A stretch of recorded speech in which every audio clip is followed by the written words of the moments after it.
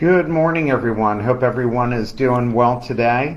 I'm sure that hopefully you're enjoying the beautiful weather. You're not having to go in mask right now, and that you're getting to the beaches, whether it's lakes, ocean, you're biking, you're running, you're playing softball, you're out there with your kids.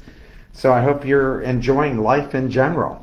As you can see today, I'm wearing an Australian Open t-shirt. That was the last time I got to travel abroad, so I'm hoping to be able to go and visit another country now that things are opening up, and I hope all of you will be getting in cars, planes, and trains and visiting people.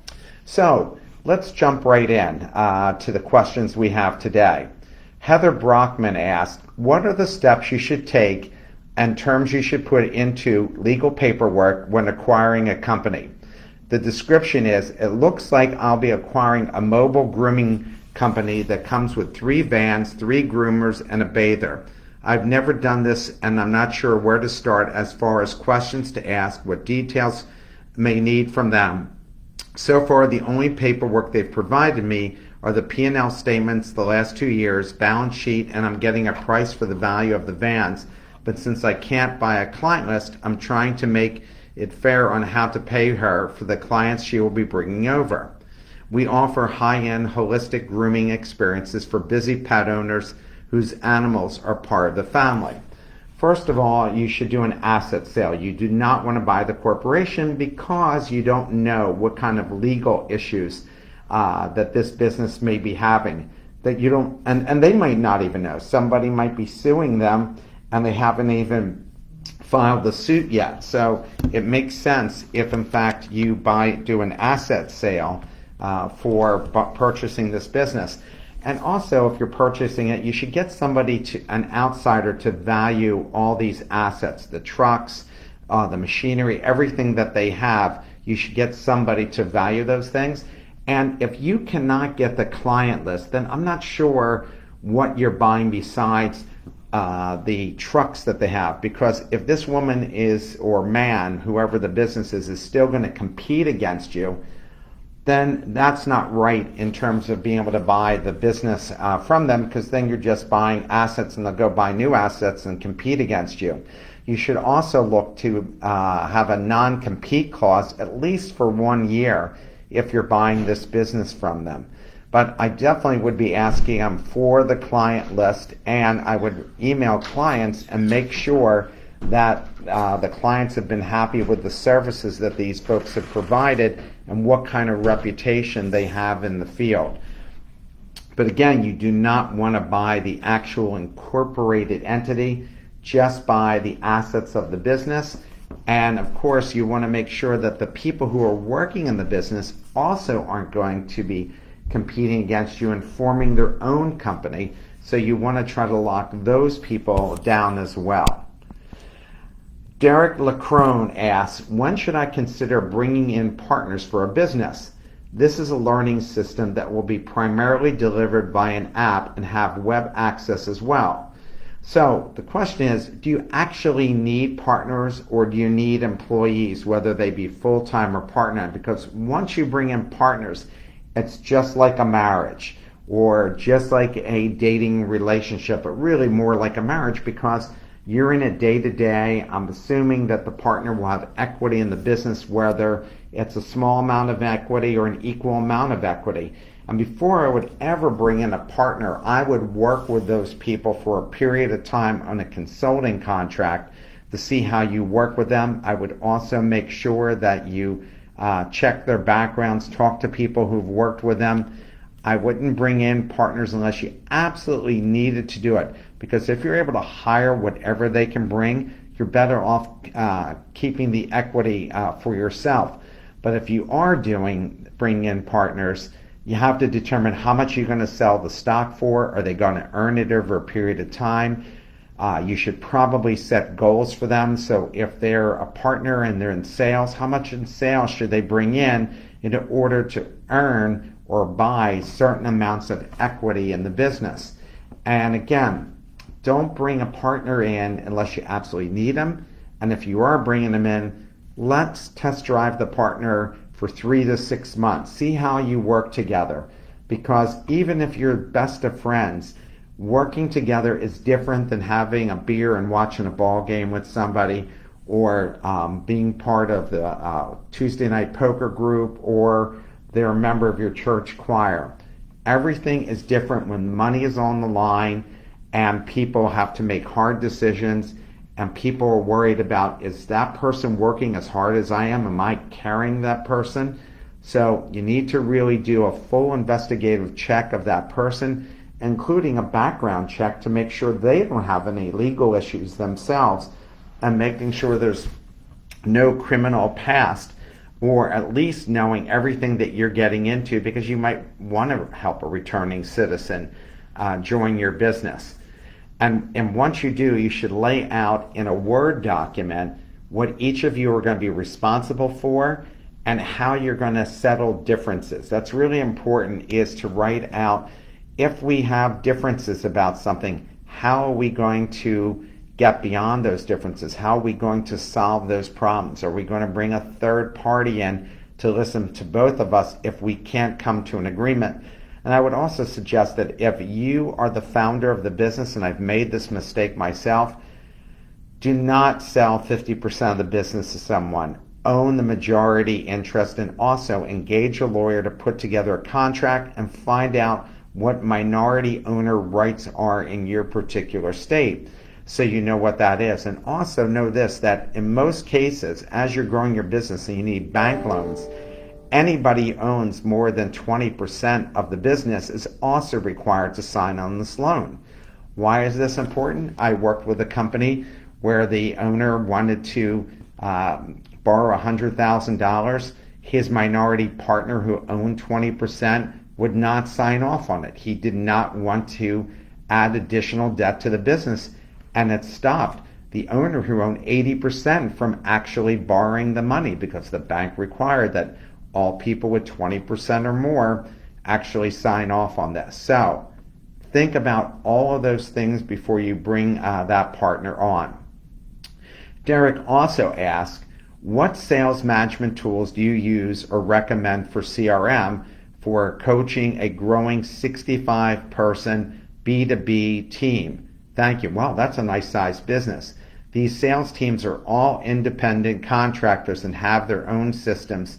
So I'm looking at, for my own system, to track my coaching calls with them. So I would say that Salesforce will probably be the best one for you. Myself, I typically use spreadsheets that I create because I found it easier for me to go and utilize that. But I would say, from everybody I've talked to, and this is not my own experience because I don't utilize it, but everybody always raves about how easy Salesforce is to use.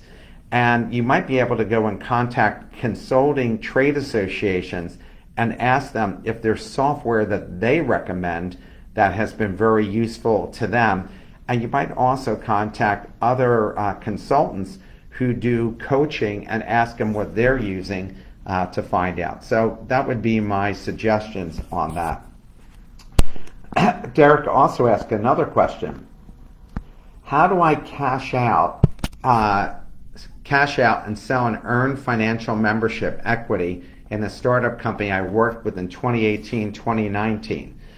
I'm uncertain of how exactly to discover the value of a financial membership, and then how I would seek out a buyer for it. I can imagine selling it back to the company as one option, as they are fundraising, or maybe another option is seeking outside investors. Is it even still worth something because they have changed their business structure since then? So if they're raising additional capital, they probably have a valuation on the business. And if the business is doing really well, you might want to stick with the investment. But if you decided, I don't care how well they're doing, I just want to get out, I want to use that money for something else. So you can go to the ownership of the business and said, I would like to sell my stock in the company to investors that want to come in. So if you have more investors that want to come in than stock you're willing to sell, I am willing to sell my stock at that price that you're offering at.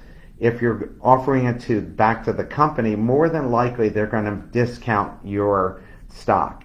And so you have to be prepared for actually potentially losing money on it if in fact the valuation hasn't gained. So if you invested $1 and they're still raising money at $1, but they'll say, hey, I'll buy back your stock at 80 cents, well, you lose 20% of your investment.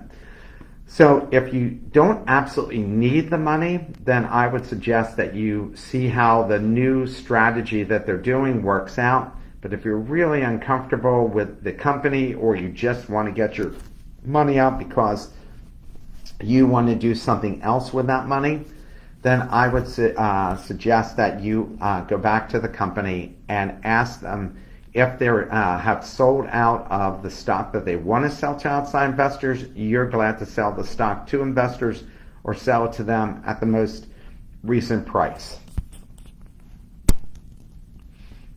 Zach Knock asked, what are some creative ways to get financing if you can't get traditional bank financing? My company, Diamond State Technologies, specializes in working with access control, automation, cameras, and security systems for both residential and commercial applications. The reason for my question is my company is going through a stopgap the first week of July. We did sell a large project. I'm in the process of hiring 4 employees for the project. I'm going to need financing of $50 to $75K to cover existing overhead and to mobilize my crew to the site. This will be a temporary until the invoice for the project hits my accounts 30-ish day later. Thank you, mentors, for providing this feedback. So Zach, what I would do if I were you, and I have experience of this, is I might consider factoring this receivable. So let's say that this contract, and I believe the contract, I'm guessing, is like $100K, based on your need to cover these expenses, or more than $100K. So a factoring firm will buy this receivable if in fact the company is a sound company that you're selling this receivable to. So they'll do a credit check and make sure they're good.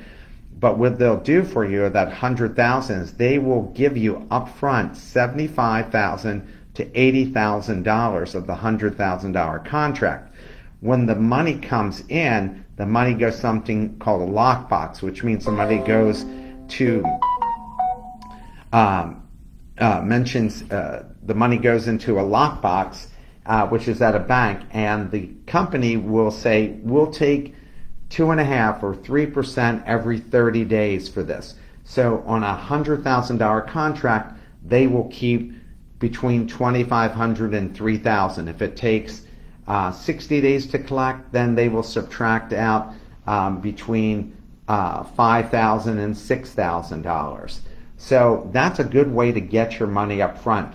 And you'll hear people say, oh my God, 3% on that invoice, that's 3 times 12, that's 36% interest you're paying. No, you're paying 3% for 30 days or 6% for 60 days.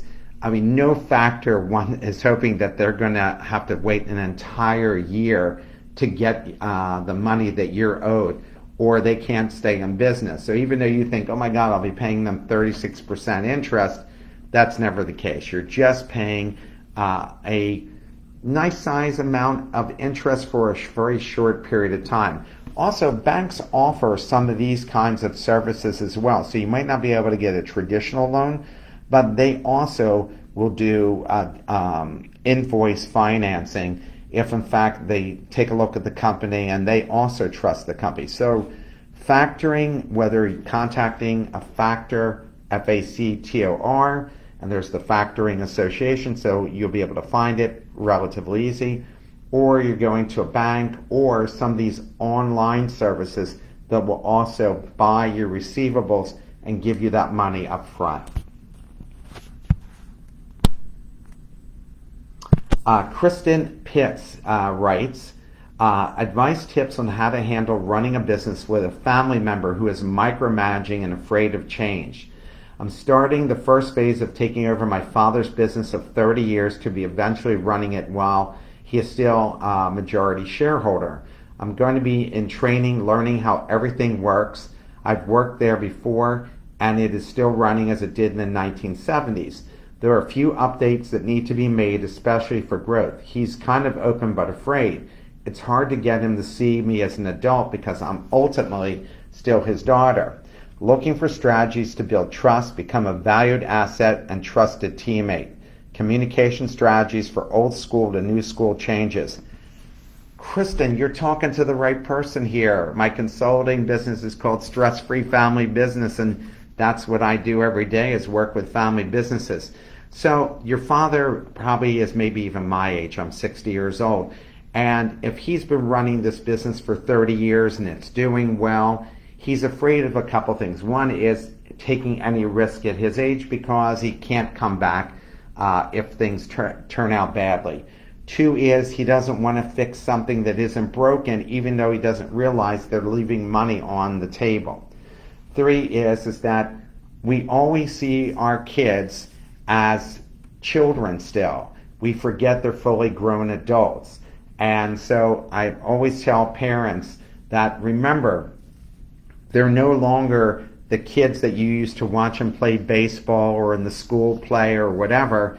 They're now fully grown adults, and they've got ideas. And what you want as a parent and what you should do with your father is you should write down every idea that you have for him and tell him the strengths and weaknesses of the idea. You should get a financial spreadsheet of what this will mean to the business, what the investment is required, what the return could possibly be. Show him that you've given a lot of thought to every idea, that you've talked to outside people, and lay it out for him. And don't try to convince him the day you make the presentation. Say to him, Dad, I want to go over an idea with you that I think will help move the business forward and be more successful because your legacy is really important to me.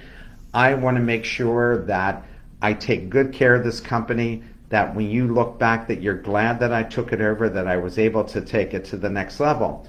So give me the time to walk you through my idea, and then I'd like you to think about this idea, and let's talk again next week. And no matter what you decide, I'll be comfortable with it. But if you decide against the idea, I would just like to understand your thinking about why you don't want to do this idea. Because I've had lots of family kids who are transitioning into power come up with ideas. And I had a son whose mother built up on her own a $15 million services business. And the son wanted to go buy a building. And the mother said, why do we need a building? We're operating out of my house. And the son said, we're outgrowing the house. And so I said to the son, it's a lost argument if you can't show her what the return will actually be if you do this. So you've got to be able to go and outline why this makes sense, what the return will be on the business, and show financial numbers about how this is going to work. And also, if worst case scenario, like if the business drops because of like the pandemic hit and the business drops in half, how will you afford to support this new building? So in your case, whatever new things that you're adding in, you can say to your father, let me show you the plan. Let's do it incrementally. We don't have to do it all at one time. And let's see how it works out. Give me the chance to show you that this is how it will work out. And sometimes parents will say, well, you don't have any money invested here. It's all my money. So what you can say to them is, I will tell you what, I will put up part of the money. Or if whatever goes wrong, you can take it out of my salary over a period of time. Take away his concerns about why this idea might not work out. But show him plenty of evidence where other businesses have done similar things and the results have been good. Show him that you've really thought this out. Show him that you're not going to pressure him to do it so he doesn't put up a wall and push back and say, no way, I'm not even going to consider it. And calmly explain to your father about the ideas you have and why they'll make sense and why they're good for the long run. And remind him that when he got started, he tried new things too. Some of them succeeded, some of them failed. And remind him that you would never put the business in jeopardy. You would never suggest an idea that's an all or nothing thing, that you would take this big gamble with his baby and put it at risk. And remember, he loves this business like he loves you. and the business is is part of his being.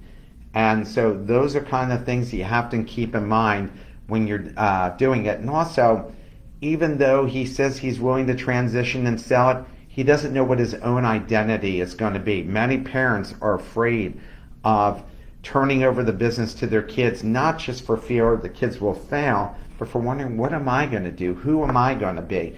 And I found in almost every single case of every family I work with, kids don't want the parents to retire. They still want them involved in the business, but what they do want them to do is, over time, teach them everything that they know and allow them to take small incremental steps in making changes that are going to be good for the overall of the business. But I really appreciate it and loved your question, Kristen. If I can be helpful, let me know. Rohit Gupta. Rohit writes, what's the best way to price products? What margins do we set at prices? Need help with pricing products, first-time business owner. So I don't know anything about your business based on this description, but that being said, what I've always done in the past and suggest is you create a spreadsheet that puts in how much your products cost, how much your rent is, your electric, your insurance, every single expense. And let's say it's a service business. So how much time do you have to spend in marketing that particular product or service that you have? How much time do you have to go and spend servicing it, providing the customer service? You need to know every expense that you have, put all of that in, forget about the taxes because you don't know what that's going to be, and then add 20 or 25% or find what the industry standard is in terms of what margins you should have for the business, or after all expenses, here's what they actually add in. For my clients, when I've worked with them, I've created spreadsheets that show every conceivable expense, including driving back and forth to their clients, the time it takes to prepare to meet with the client. All of those things have to be factored in order to figure out your price. So if you are creating an app and you figured out how much time it took you to create this app and how much it's going to be to keep that app fresh, then you're going to factor all that in to what your price is going to be for this. And of course, you're going to do a competitive analysis to find out what other people are selling it for in your particular region. Because if you're in Los Angeles selling something, the pricing is clearly going to be different than somebody selling it in Des Moines, Iowa. The price in Los Angeles or New York or Chicago are always going to be more expensive than secondary cities where the prices aren't as high to do it. So create a spreadsheet. Think about all the time you're putting in, all the expenses, insurance, membership to trade associations, the Chamber of Commerce, your health insurance, your business insurance, your car insurance, every single expense. You might have an outsourced person who does your bookkeeping and other admin stuff. All of that's got to be factored in. And you could take a percentage of all of these different people who are involved and say, oh, it's only 1% of their time, or it's 10% of their time, and look at what their salary is and take out 10% and add it to the cost of whatever you're delivering. So there has to be a lot of thought about all of these things. It's not just how much the actual physical product or delivering the service is, it's all the other things that go into the stew that actually you end up with the final meal. Okay, AJ Coots, I hope I pronounced that correctly. AJ writes, how do you know when it's time to fire a client? In my online marketing agency, there are two specific clients who are consistently are frustrating to deal with. Their communication standards do not exist. When they need something, they expect our undivided attention at the expense of everything else, and they are consistently struggle to pay us on time. Both can afford us. It's not a cash flow issue. I'm at the point where I'm ready to be done with them mentally, but firing them would reduce our monthly revenue by about 30%. I'm struggling with the idea of losing that much revenue, but gaining so much time back. AJ, I just was asked the same question yesterday by a marketing firm that I provide coaching to. It's so funny I'm getting some questions today that I'm answering in the past week. So what I would do is, if you enjoy working with a client and it's an interesting project and 30% of the income is a lot of money, I would sit down with the founders and tell them how much you enjoy working with them, how much you appreciate their business. But I would tell them, here is what I need from you in order for me to also do my job, to be successful. They're in business as well, so they should understand this. And especially if it's not a cash flow problem. You have to understand and explain to them, if these are the things that you expected me to do, and now you're adding these additional things, either you have to pay me more for the additional things, or we have to subtract out some of the other things. Because what I'm selling is time, and I can only do so much in the allotted time that you are paying me for. And I'm guessing that you're not on an hourly basis with them, because I do marketing consulting as well. And I like a monthly retainer or on a project basis, but I certainly don't want to be accountable by hours, but I also know what I need to make on an hourly basis to make it worth my while. So I would sit down and talk with your client and explain things to them. And I wouldn't do it in an office environment. I would do it like where you can go out and have a nice lunch and make it non-confrontational. But let's say that they are still problematic. Then you got to really focus on finding a new clients that can replace that 30% for you, because 30% is significant. If you said it's 5 or 10%, you can probably do without that, but 30% is a significant number. And if you also know that they are a slow pay, let's say you're expecting it paid in 30 days and are typically paying 45 days, you have two choices here. One is either you can decide that you can wait the 45 days because it's already built into your head, this is how they pay, but they always do pay. I've had clients like that. All of us have had clients like that.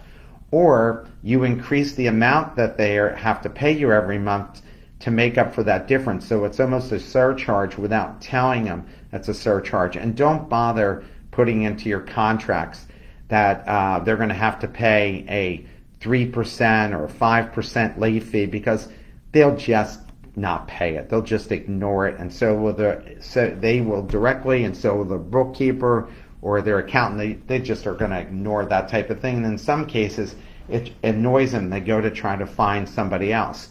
And also, when you're sitting down with them, you have to remind them how much they've already invested in you to understand their business and how they have a proven commodity with you, and that you would like to make sure that you're paid just like they pay their employees.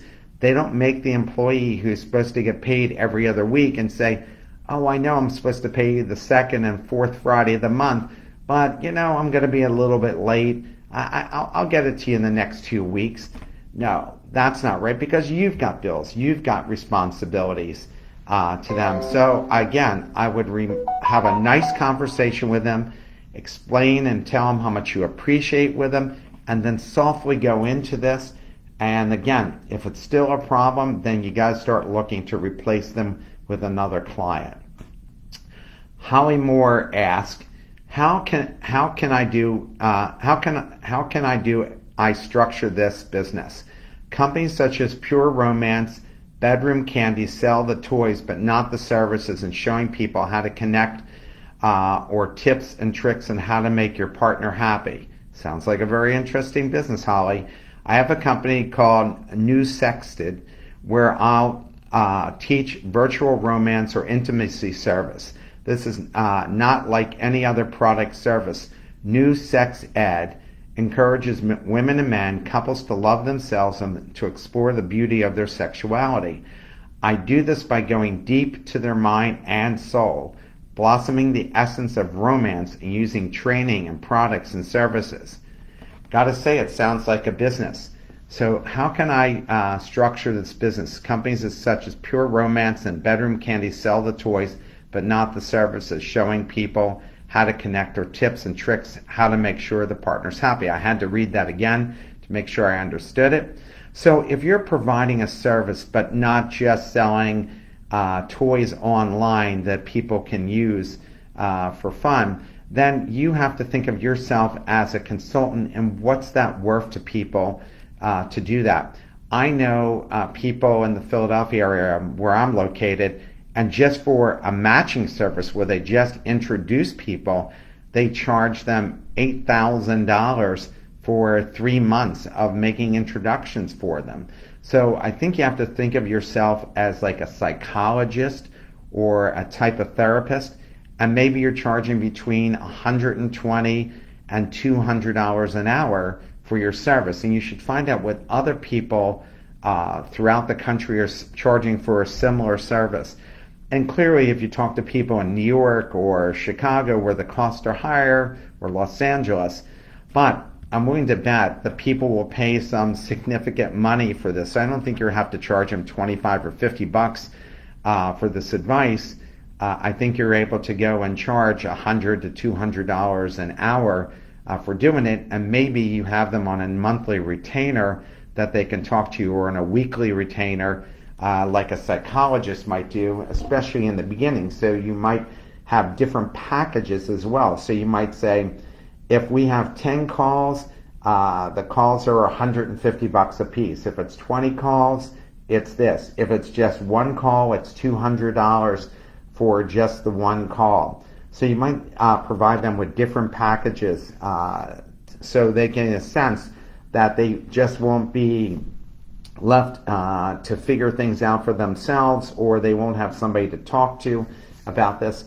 And they might find it more convenient to talk to you about this kind of issue, think of you as the expert, than somebody who is a psychologist or a therapist.